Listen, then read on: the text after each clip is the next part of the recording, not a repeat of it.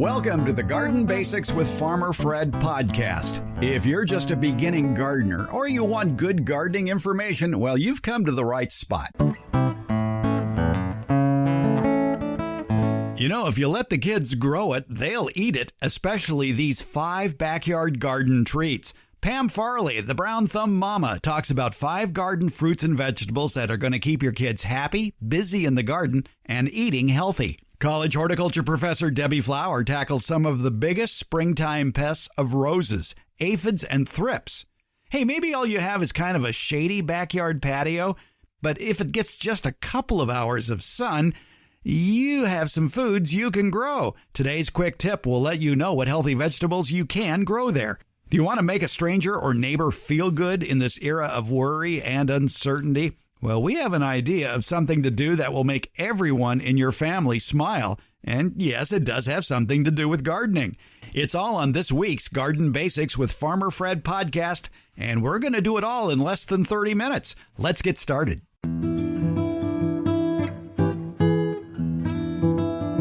So while you're sheltering in place, what are you and the kids doing? You might be running out of things to do by now. Well, maybe it's time, if you haven't already, to get that vegetable and fruit garden started, because kids can really get into it. And one person who knows that is Pam Farley, the Brown Thumb Mama. You can find out more information about her at her website, brownthumbmama.com.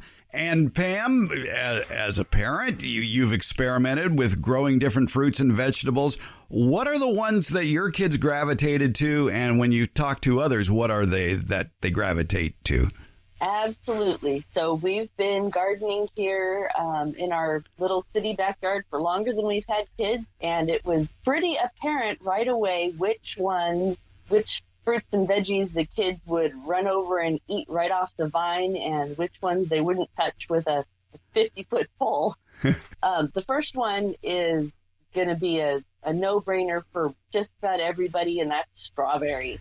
Yeah, I would think any fruit or vegetable that has sweetness attached to it would be popular. This is true. And we actually grow strawberries in our front yard because the sun is better out there. There's 2 kinds of strawberries, and it's important to get the ever-bearing kind of strawberries, because if you get June-bearing, they'll all come ripe at once, which is great, but then you have to wait so much longer for them to be ready.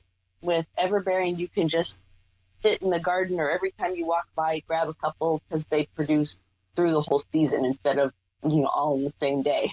Now, it depends where you live about your strawberry growing season. Here in California, we are lucky enough to have strawberries able to overwinter and produce 2 crops. They're also called, besides being called everbearing, they also can be called day-neutral strawberries. And there's a lot of good varieties that are out there that are large and sweet and high yielding. And the beauty of planting strawberries here in California, if you plant them when they become available in late summer at nurseries and you get the everbearing varieties, you're going to get a fall crop, and then you're going to get a crop the next spring. So you get a lot of bang for your buck with those everbearing or day-neutral strawberries. Definitely. And you can get a 6-pack at the nursery for less money than a pack of them at the grocery store. And you get many, many more strawberries, and they taste amazing. Exactly. Yeah. And I know that in taste test trials here in Northern California, the everbearing strawberries that seem to do the best, the varieties include Selva, Muir, Irvine, Fern, and Hecker. I love the Hecker variety. It's abundant. They're small to medium size, a bit smaller, but they have a mild flavor, and they're deep red, and it produces throughout the year. I bet my kids would love to run around saying Hecker. Hecker, yes. All right. And then they can, then they come in the house all smeared with red. Yes. Oh, yeah. It's a good idea to just hose them off in the front yard before they come in. Well, that's always fun on a summer day. Yeah. It saves a lot of trouble. All right. Speaking of sweet tasting fruits and vegetables that kids really enjoy, another one that, even I have a hard time walking back into the house with a full bucket after picking them because I'll munch on them, are cherry tomatoes. Yes. Oh my gosh. Cherry tomatoes are the perfect size for little hands to pick. If they accidentally drop a couple, you'll get a volunteer plant next year. And our elementary school has a school garden, and we planted a few cherry tomatoes. This has been several years ago now. And the kids had a taste testing at lunch, and I figured that, elementary school kids would not be big fans, but they just wolfed them down. It was amazing. There's a lot of good cherry tomato varieties that do well just about any place in the country. Some of my favorites include Sweet 100, Sweet Million. Sun Gold is a very popular variety. It's as the name implies, sort of a yellowish golden color. And another one that's coming on strong is called Juliet, which is more of a grape-sized tomato. A little bit bigger than a cherry tomato, but still kids love to munch on those in the garden as well. What are some of the ones that you've planted? So this year I have just planted Sweetie Cherry, which I started from seed because I'm crazy. It's much easier to go to the local nursery to get them, but I like a challenge some years. Some years I only plant from start, but this year I'm trying Sweetie Cherry, but it's only about 4 inches tall right now. Have your kids, did they ever get interested in growing main season vegetables from seed? We plant almost everything from seed. It's more economical, and like things like snow peas and cucumbers, green beans, the seeds are all big enough for them to handle. Lettuce seeds, not so much. That's a very good point you bring up, is to get kids interested in gardening, especially from a seed starting point. Big seeds help. Yes. And you can plant them in Dixie cups in the windowsill and start them in the house so they can keep an eye on them. That really helps, especially the littlest ones. They're like, oh, look at, the leaves are poking through the soil. And yeah, they just get a real blast out of watching them grow and then planting them and taking care of them in the garden. You mentioned snow peas, and I could see how they could be popular. First of all, the pea seeds are easy to handle. And and the pods, especially the snow pea pods, you don't have to peel off the pod to eat the peas. You can just munch on the pod if you get to it before it hardens up. It's absolutely. And so the only way we actually plant snow peas in 3 different areas in the garden, because I can't get any because the kids eat them all. So I have to we each have our own patch, because they'll just sit out there in the garden and just eat them right off the vine. You call yourself a brown thumb mama, but on your webpage entitled 5 Best Vegetables to Grow with Kids, I can tell you're a real gardener, because I bet that's the picture of you holding the snow peas, and you've got a Band-Aid on your ring finger. Yes, that's me.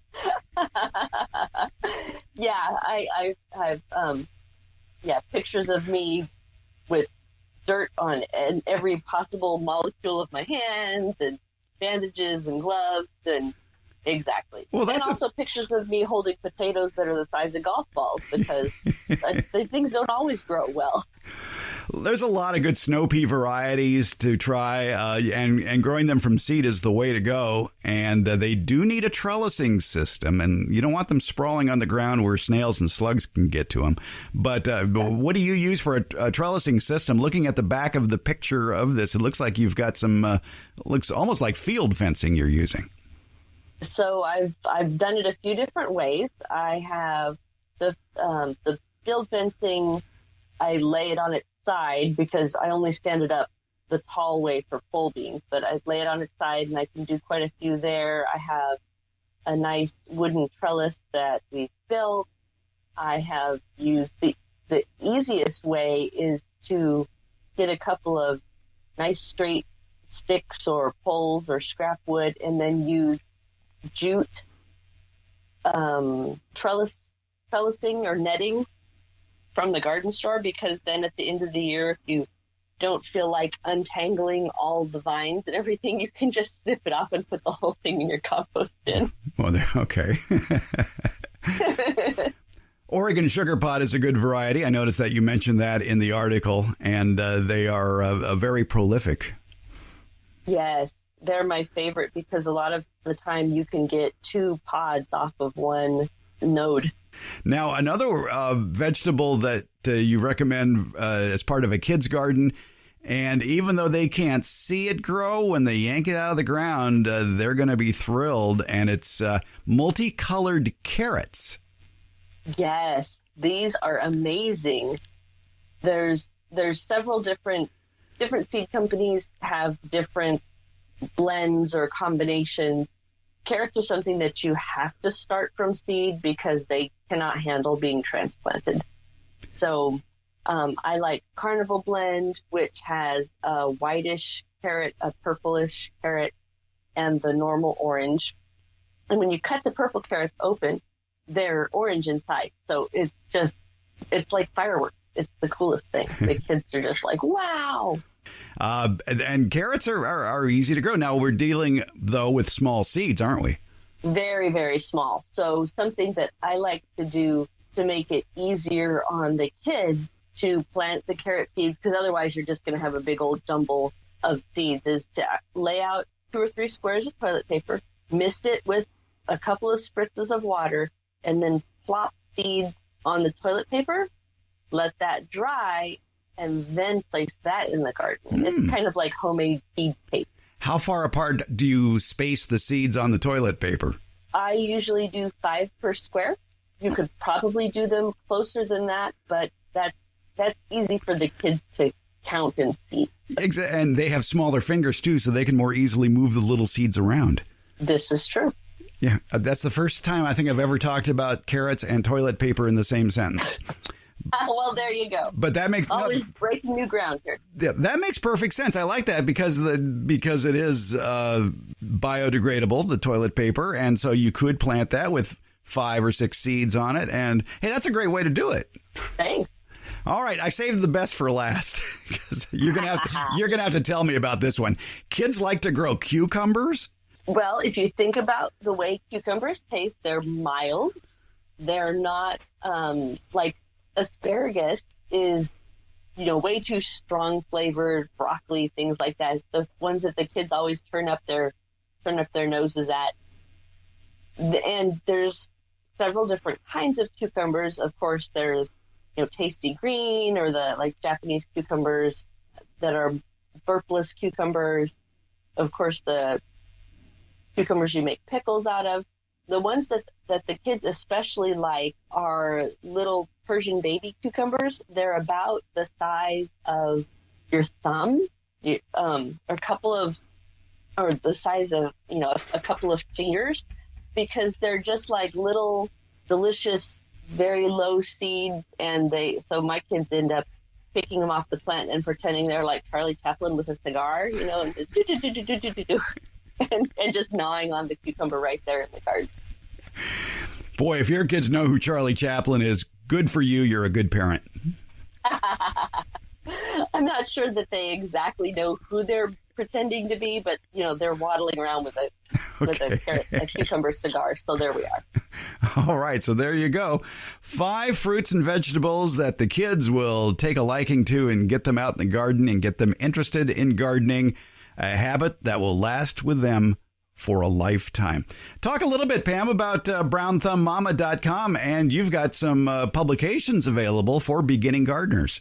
Absolutely. So I have been gardening in this house for more than 20 years, and I've done a lot of things well, and a lot of things have not turned out. So that's where the brown thumb moniker comes from. I don't have a super green thumb. I'm just a regular mom who's figuring it out and sharing gardening information, easy recipes, and ways to make your home more natural. Maybe ditch the disposables, the plastic bags, the paper towels, things like that. So I have so many people asking questions about gardening, like basic vegetable gardening, and it's always a good idea for us to produce what we can, not be consumers as much if we can help it, and be producers. So Pam, what's in the Ultimate Beginning Gardener Bundle? The bundle has everything that new gardeners need to get started. So it has my book about beginning vegetable gardening called Get Your Garden Started.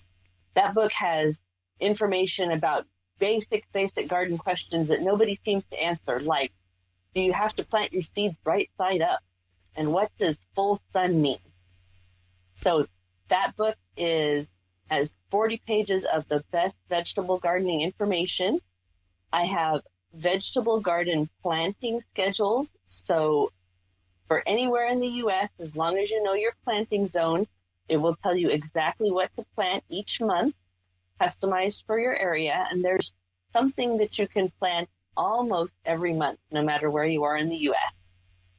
A booklet on the beginner's guide to making compost, because that is invaluable for having healthy vegetables and fruits and flowers in your garden. And it's easy to make, and you don't have to buy it at the garden center.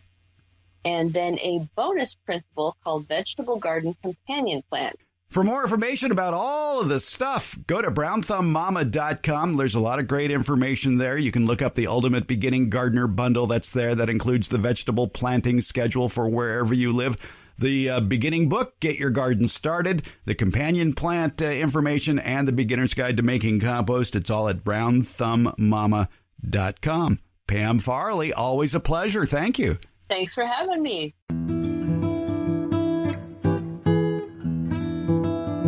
Here on the Garden Basics podcast, we want to answer your garden questions. A couple of ways you can do that.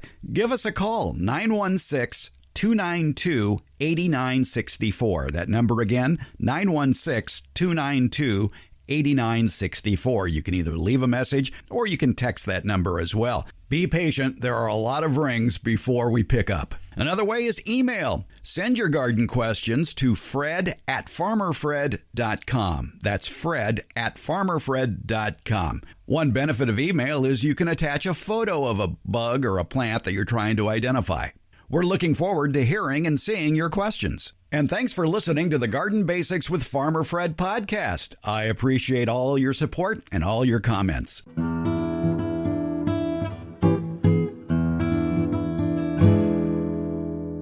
Here on the Garden Basics with Farmer Fred podcast, we like to answer your questions. And this time of year, there's a lot of them. Larry from Folsom writes in, and he says, I have a very persistent problem with my roses. There is something that is causing the flower to not develop properly. I suspect it's a bug problem. Do you have any suggestions, or can you recommend someone I should take a flower to for diagnosis? Well, actually, that last question, Larry, is not a bad suggestion, because a lot of counties have master gardener programs. Here in California, there are master gardener programs throughout the United States, and that's always a good go-to resource to find out information about a pest you can't identify or a problem with a plant you might be having, like with your roses. But you did send some pictures of your roses, and Debbie Flower is here, retired college professor, and you've seen the pictures, Debbie, and there's a lot of bugs. There's a lot of bugs amongst those distorted roses. Yes, there are. The roses are showing some browning and some distortion or misshapen petals, and there are certainly lots of aphids there, both winged aphids and aphids that have no wings, and they are a sucking insect, and they're very small. They have very small mouth parts, and they like to suck on the youngest tissue of the leaf. They were on the bud instead of the leaf, but they're also on the flower. They were on the bud of the flower as well. And in that process, they can prevent the developing flower from the developing petals from expanding. And so when the flower does open, it is distorted or misshapen. They can also cause cells to die, and that can lead to browning. Aphids are a pretty common problem. You see them, there are many, many different kinds of aphids. They come in many different colors. These happen to be gray and black on the rose pictures that were sent, but on other plants they can be yellow and they can be red. They can be all kinds of colors, even like white and fluffy. So first thing is to get that identified, and his pictures show that he does have aphids, and they are pretty, I was going to say easy to control. I don't know if that's fair. You have to be persistent. We don't want to use insecticides on the aphids because there are many, many beneficials that eat those aphids. That's their protein meal. And it's a little hard to tell, but there could be a lacewing larva on that rosebud in the picture. And that lacewing larva is a great consumer of aphids, as are lady beetle larvae. So if you see aphids and you see worms among the aphids, the worms in general are the larvae or babies of the beneficial insect. And so that's a good thing. So if we were to spray that rosebud or that rose flower with a pesticide, something that's poisonous or something that coats their bodies and causes them to die, we would also be killing those beneficials. And that's so true. And bad bugs have more sex than good bugs, and they will reproduce quicker. Oh, I mean, things like aphids, they reproduce every 2 weeks? Oh, I think it varies by temperature, but yes, and they don't need to have sex. Aphids and thrips, which is another potential problem on his roses, don't even need to have sex to have babies. They just have a whole lot of females, and then once in a while a male shows up, or they have a male, and there is some sex, and they get some males in the process, but they don't have to have sex to have babies, and so it's poisoning them. They have babies so fast that the ones that survive the poisoning live long enough to have babies that are now resistant to the poison.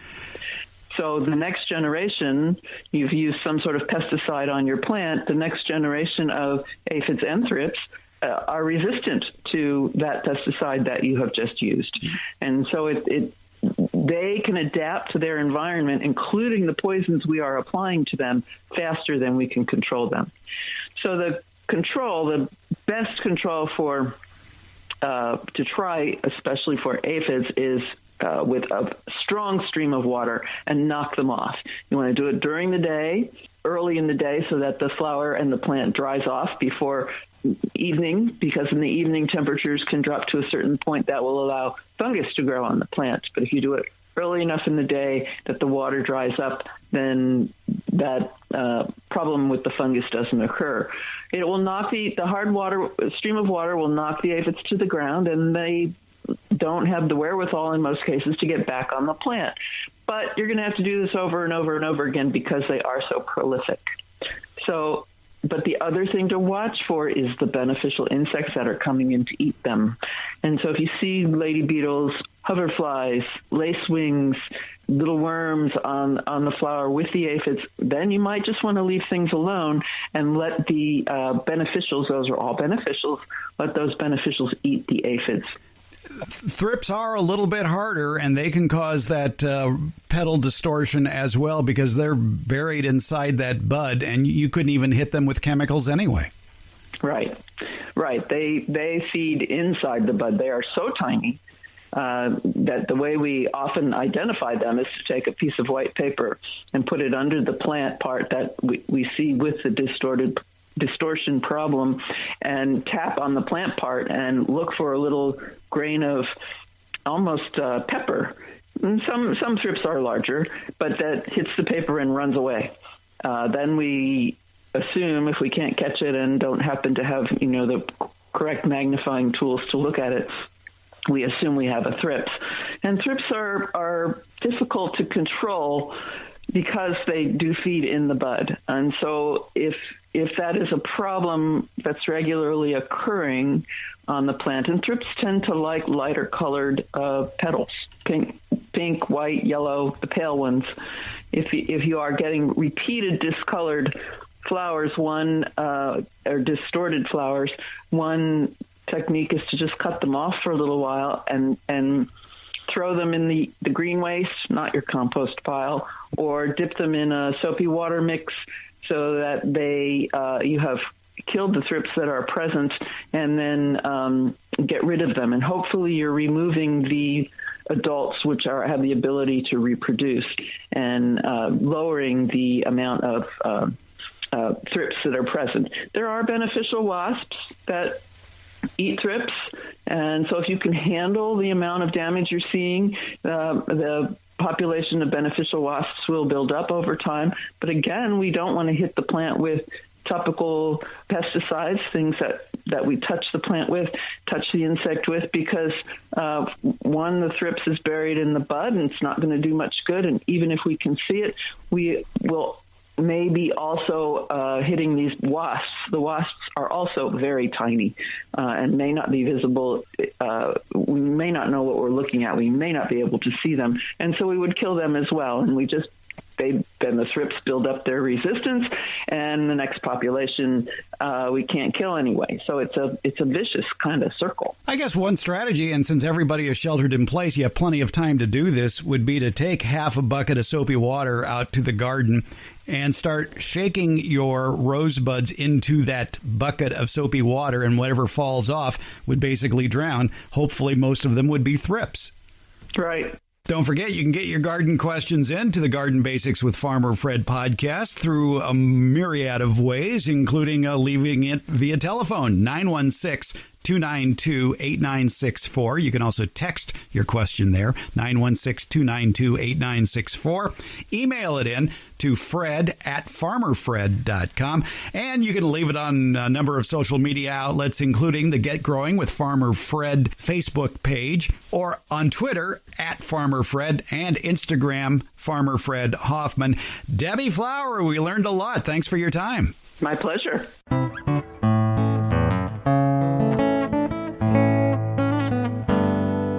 One question I get a lot from gardeners, they say, I don't have much room. I've got a patio, and as far as sunlight goes, there isn't much. It's kind of mostly shade. Is there anything I can grow there that I can eat? There certainly is. Leafy greens, lettuce, spinach, chard, kale, bok choy. Now, in hot summer climates, greens might turn bitter if you allow them to grow longer than a couple of months. Some lettuces do better than others when it comes to growing in hot weather. That includes loose leaf lettuces, and loose leaf lettuce, by the way, is one of the easiest to grow as well, with fewer problems than head lettuce. Good selections include black-seeded Simpson, Simpson Elite, oak leaf, those all have green leaves. Salad bowl, that has deeply cut green leaves. There are a lot of lettuces with red variegation like red sails or new red fire. Give those a try. One of my favorite hot weather resistant lettuces to grow is also very colorful. I won't try to pronounce the French, but in English it's Marvel of Four Seasons. And if you want some tangier salad greens, well, don't forget things like mustards, arugula, cress, chicory, radicchio, or mizunas. So get in the habit of growing a succession of greens in several medium-sized pots or wide containers. Maybe plant a dozen or so seeds every week, and then harvest the greens with your scissors for salads when the plants are about a month old. So even though a lot of the restrictions placed on us during this coronavirus epidemic are continuing, things are loosening up a little bit. But many of us are still sheltering in place. Many of us are still spending time with family. And to alleviate the boredom, many of us are taking walks with our family. Well, here's a great way to get your kids interested in gardening, interested in the natural world, and also make somebody happy. This was posted on Instagram. It was a piece of paper, and on this piece of paper, it was written, "You are our pick for yard of the day." And this piece of paper was left on their front porch. And they opened up this folded piece of paper, and on the inside it said, "Thank you for making our neighborhood a little bit more beautiful, the Jones family." What a great idea. Mom, Dad, the kids go for a walk. And then they all look at people's yards. But they look for different things. They look for maybe color or texture or arrangement of plants or the care of the plants. Everybody could have different criteria or whatever strikes their fancy, their eyes, their ears, their nose that they might see in that yard. The family votes, and that house gets a nice award. A piece of paper written on it, "You are our pick for yard of the day." That raises a lot of spirits in your neighborhood. And as we continue in these, well, let's just call them interesting times, we have to continue to uplift each other's spirits. And this is an easy way to do it.